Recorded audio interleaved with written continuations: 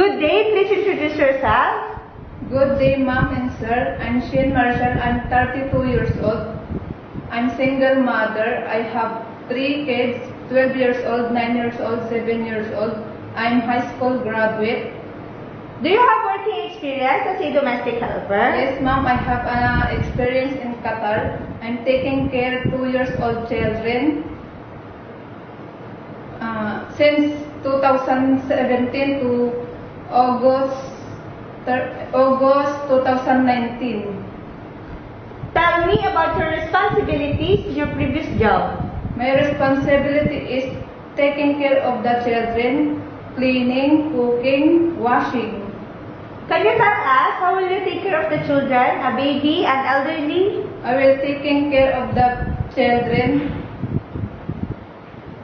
I will taking care of the children, giving her food to make sure they are healthy and clean. Please tell us some of your skills.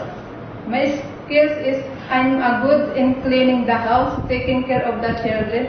I will learn tomorrow it's come to cooking.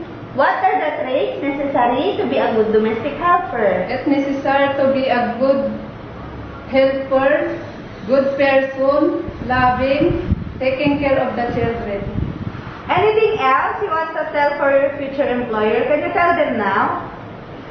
I will promise to be a good helper, loving your children, hardworking. I will finish my 2 years contract. Thank you and hope to see you soon in Hong Kong.